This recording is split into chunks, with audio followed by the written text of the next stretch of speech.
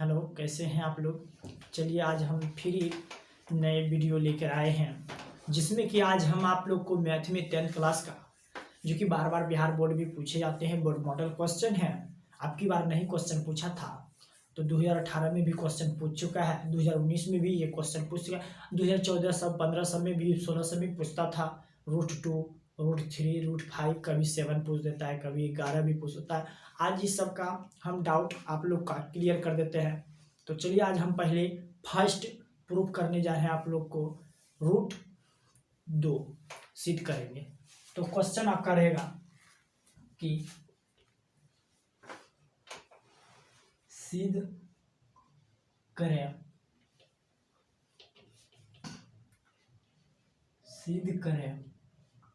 कि √2 अपरिमेय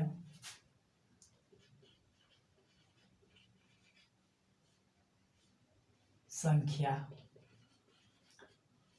है। ये आपका क्वेश्चन वहां बोर्ड में आएगा और इसको कैसे प्रूव करना है सरल भाषा में आज हम बताने जा रहे हैं आप लोगों को। आप लोग ध्यान पूर्वक मेरे वीडियो को देखें और हेडफोन के द्वारा और आगे में मोबाइल को रखें और इधर उधर ध्यान नहीं देना है। सिर्फ जब वीडियो देखें तो वीडियो पर फोकस करें और वीडियो अगर अच्छी लगे तो मेरे चैनल को शेयर करें और सब्सक्राइब करें, बेल आइकन बटन जरूर दिखाएं। तो चलिए आज हम जैसे इसका क्या नियम है, सिद्ध करें कि √2 परिमेय संख्या अगर दिया रहता है तो आप इसको मान लीजिएगा परिमेय संख्या।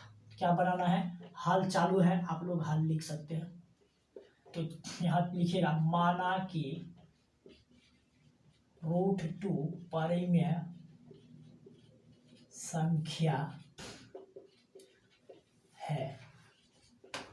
तो आप लोग को परिमेय संख्या हम बता दिए थे।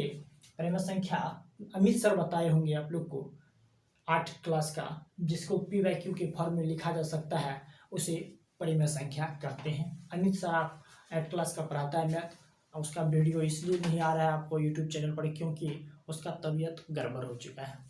तबीयत ठीक होने के बाद उसका भी आ जाएगा, आप लोग गड़बड़ाए नहीं।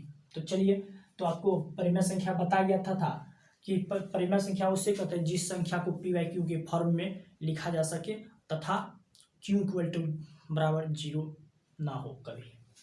तो चलिए माना कि √2 परिमेय संख्या है। तो चलिए परिमेय संख्या किसे लिखा जाता है, p/q √2, या आप ऐसे लिख सकते हैं इसको √2 p/q। ये p/q के फॉर्म में लिखे हैं, हो गया। अब इसमें क्या करना है, यहाँ तक तो लिखिए कोई इजी नहीं है। सिद्ध करें कि √2 अपरिमेय संख्या है। ध्यान से देखिए, अगर अपरिमेय संख्या दिया रहा है तो मान लेना है परिमेय संख्या। माना कि √2 परिमेय संख्या है और उसके बाद परिमेय के फॉर्म में लिखना है √2 बराबर क्या हो गया p/q। अब क्या लिखना है, दोनों तरफ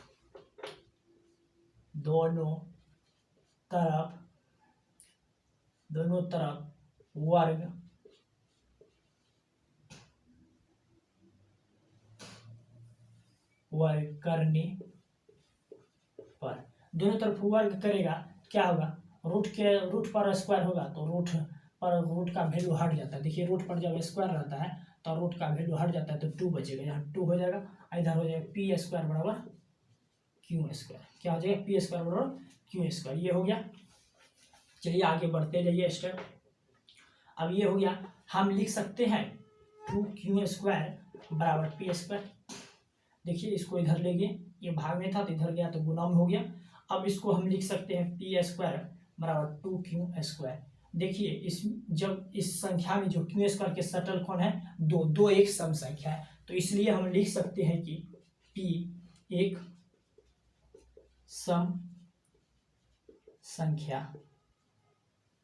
है। यहां तक समझ गए। अब फिर हमको एक फॉर्म अपनाना है, इसी टाइप से सिद्ध करना है। अब हमको यहाँ स्टेप पहला अगर आप चेंज कर लिख सकते हैं, यहाँ माना कि p = 2m। क्या लिखना है, माना कि p = 2m। तो 2m जो है मेरा यहाँ लिख देना है, जहां कि m कोई पूर्णांक संख्या ठीक, माना कि p बराबर 2m, फिर वही फॉर्म अपनाना है, जैसे यहाँ रूट 2 बराबर p बाई क्यू के रूप में लिखे हैं, तो यहाँ मान लिए फिर उसी तरह से माना कि p बराबर 2m, तो इसमें भी p दोनों तरफ वर्ग करना है, दोनों तरफ वर्ग करने पर हो गया।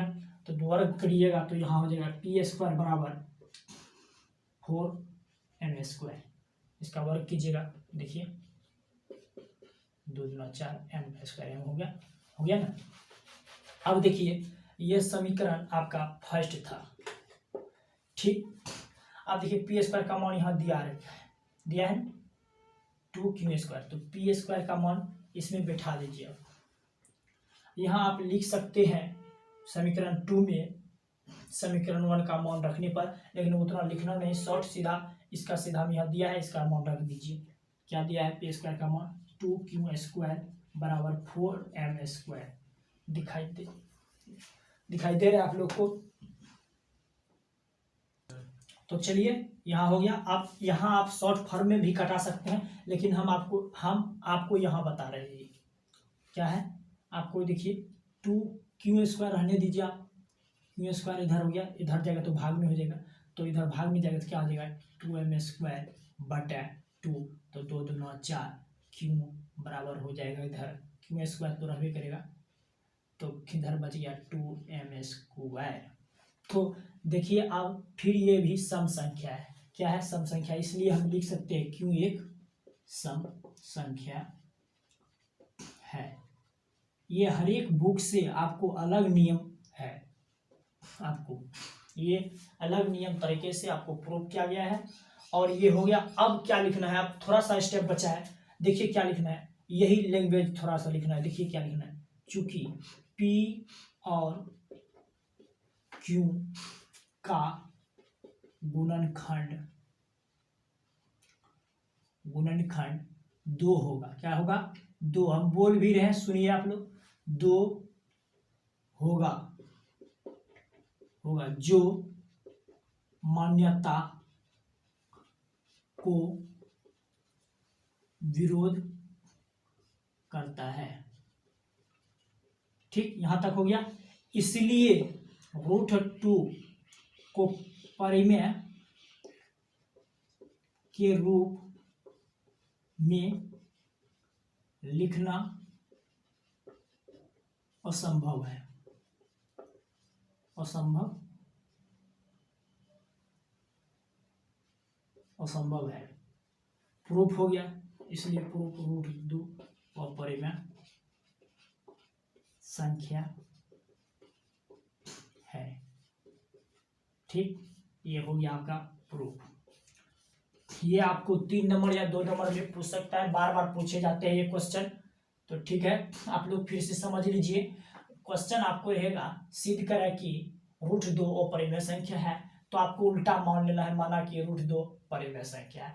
फिर √3 बराबर p/q, और दोनों तरफ वर्ग करने पर वर्ग किए तो रूट का वैल्यू हट गया, तो 2 बराबर p² और 2q² इधर जो भाग में था उधर गुना में आया, e² अब इसको इधर था बराबर में था, तो किधर भी जिधर लिख सकते, यहाँ पर भी हम लिख सकते, एक स्टेप बढ़ा दिए, p² 2q, इसमें 2 लगल है तो 2 एक सम संख्या, इसलिए p एक सम संख्या है। p² भी दे सकते हैं और p भी दे सकते हैं, जो भी दे सकते हैं सम संख्या। तो फिर एक स्टेप इसी तरह से पैराग्राफ चेंज कर माना कि p बराबर 2m, दोनों तरफ वर्ग करने पर, दोनों तरफ वर्ग किए तो p² 4m² आया। p² का वैल्यू यहाँ दिया हुआ है, देखिए है, तो बैठा दिए।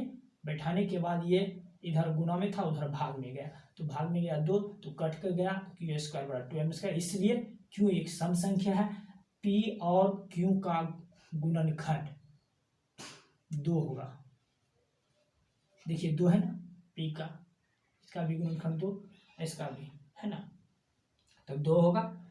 यहाँ q का गुणनखंड 2 और यहाँ भी p का गुणनखंड 2, जो कि मान्यता का विरोध करता है, जो कि ये तो है लेकिन मान्यता का विरोध करता है। इसलिए √2 जो है वो अपरिमेय संख्या के रूप में लिखना असंभव है, इसलिए प्रूफ हो गया √2 एक अपरिमेय संख्या है। तो चलिए आप लोग √2 समझ चुके हैं। अब आज हम आपको √3, √5, √7, √11 बताएंगे, जो कि एक ही रूल से वो बनेगा। सिर्फ √2 का जो है अलग नियम था, इसलिए हम इसको पहले बता दिए। चलिए इसका स्क्रीनशॉट ले लीजिए।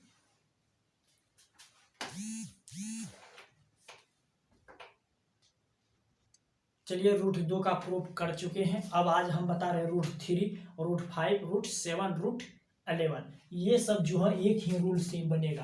क्वेश्चन रहेगा वहां सिद्ध करें, सेम क्वेश्चन रहेगा, सिद्ध करें √3 और परिमेय संख्या है। तो आपका क्वेश्चन जो है हम इधर लिख देते हैं, वहाँ क्वेश्चन किस तरह से इसका एक रंग का आ जा सकता है। √3, √5, √7, √11, ये सब क्वेश्चन एक तरह से ही बनता है। ये क्वेश्चन पलटता रहता है बार बार, वहाँ किसी तरह से सेम क्वेश्चन रहेगा, उसका खाली एक डिजिट चेंज कर देना है। तो चलिए फिर वही करना है हमको, सेम है। सब में लिख लेना है कि क्या, माना कि √3 परिमेय संख्या है, और परिमेय दिया रहता है तो परिमेय मान लेना। तो चलिए लिखिए, माना कि हल लिख दीजिए आप लोग, हल बराबर माना कि √3 परिमेय संख्या है, परिमेय संख्या है। लिख लिए आप लोग, माना कि √3 परिमेय संख्या है। तो चलिए परिमेय संख्या बराबर √3 बराबर P/Q हो गया। फिर वही करना है, दो बराबर जब भी रहता है पिया का चिन्ह लगता है, ये ध्यान दीजिएगा। तो अब दोनों तरफ वर्ग कीजिए, दोनों तरफ वर्ग करने पर हो गया। अब वर्ग कीजिएगा तो फिर 3 और P²/Q²। सेम वही कर रहे हैं, थोड़ा सा चेंज होगा, ठीक है। अब इसको हम लिखिए 3 बराबर P² Q गुना Q लिख सकते हैं, तो इसके बराबर क्या हो जाए 3Q बराबर P²/Q²। लिख दिए, हाँ लिख दिए ना, यहाँ तक हो गया। अब इसमें देखिए लिख देना है यहाँ, इसलिए P और Q का अभिनिष्ट गुणनखंड नहीं है, इसलिए P/Q² एक सम संख्या, परिमेय संख्या है, परिमेय संख्या है। यहां तक लिख दिया। अब थोड़ा सा है, जबकि 3Q एक पूर्णांक संख्या है। क्या है? एक पूर्णांक संख्या है, तो इसलिए भिन्न बराबर पूर्णांक असंभव है। क्या है? असंभव है। भिन्न बराबर पूर्णांक संख्या असंभव है, इसीलिए √3 और परिमेय संख्या है। ये प्रूफ हो गया है। इसका समझ लीजिए, सिद्ध करें कि √3 और परिमेय संख्या रहेगा, तो यहाँ लिखना है माना कि √3 परिमेय संख्या है। फिर वही जैसे जैसे √2 में क्या थे, √3 बराबर P/Q, दोनों तरफ वर्ग करना है, और दोनों को किए, इसको अलग अलग कर दिए, इसको उधर ले गए, इतना इतना हो गया। 3Q बराबर P/Q²। तब इसलिए P और Q का अभिनिष्ट गुणनखंड नहीं है, इसलिए P²/Q² एक परिमेय संख्या है, या परिमेय संख्या है, जबकि 3Q एक पूर्णांक संख्या है, और तो भिन्न बराबर पूर्णांक असंभव होता है, इसलिए √2 अपरिमेय संख्या है। चलिए स्क्रीनशॉट ले लीजिए, और बाद में हम आपको बता रहे हैं सबका लिखने का तरीका। तो चलिए हम आज √2 प्रूव कर चुके हैं, √3 भी प्रूव कर चुके हैं। तो चलिए आप लोग ध्यान से स्क्रीनशॉट ले लिए होंगे। आप ध्यान से देखिए √3 और √5, √7, √11 कैसे प्रूफ होता है। √3 सिद्ध कर चुके हैं, इसका सेम प्रोग्रेस रहेगा √3, √5, √7, √11 का। देखिए कैसे हर चीज वही रहेगा। तो इसका स्क्रीनशॉट ले लिए होंगे, तो हम सिर्फ मिटा देते हैं इसकी जगह पर। इसके जगह पर क्या करना है, इसको चेंज कर देना, 5 कर देना। देखिए क्वेश्चन में भी 5 हो गया, तो यहाँ भी 5, जहां जहां 3 है वहां 5 लगा दीजिए, क्वेश्चन तैयार हो जाएगा तुरंत। 5 लगा दीजिए तेजी में, स्पीड में। और कहीं है, यहाँ है 5। देखिए हो गया, सिद्ध हो गया मेरा √5। चलिए ये सिद्ध हो गया √5। अब इसी जगह पर हम ये भी प्रूफ हो गया, ये भी एक ही सेम है। अब 7 को हम लिख सकते हैं। देखिए यहाँ 7 लिख देते हैं। अब इसका भी 5 पहले लिख देते हैं। इसका स्क्रीनशॉट ले लीजिए, एक ठो ले लिए।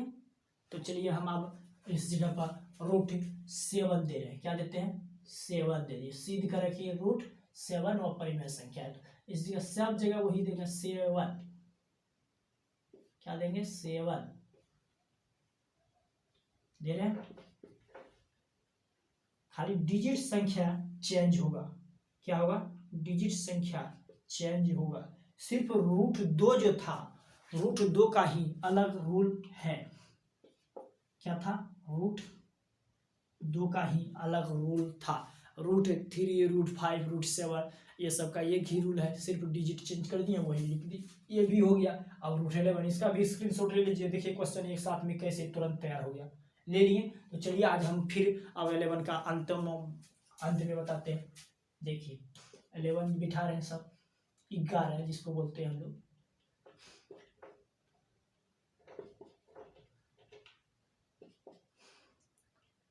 ध्यान से देखते जाइए, सिर्फ हम डिजिट संख्या चेंज किए हैं इसमें।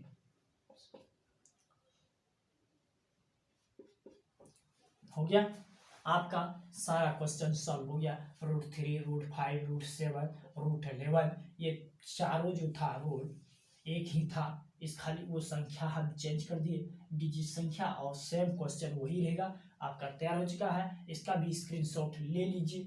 तो चलिए आज हम आपको बताना चाहते हैं, जितना क्वेश्चन बताए √2 और √3, √5, √7, √11 ये सारा क्वेश्चन हमारे Bihar board model most important question है। कभी ना कभी कोई वर्ष में पूछ देता है। मेरा वादा है कि 2022 में ये क्वेश्चन जरूर आएगा, क्योंकि अब की बार सेशन में भी ये क्वेश्चन नहीं पूछा गया था। अगले साल पूछा था 2019 में √2, तो मेरा संभव है √3 पूछने का चांस अब की बार बनता है। अगर मेरे वीडियो अच्छे लगते हैं, आप लोग लाइक, कमेंट, शेयर जरूर कीजिए, एक बेल आइकन बटन जरूर दबाइए। जय हिंद, जय भारत। अगले वीडियो में मिलते हैं।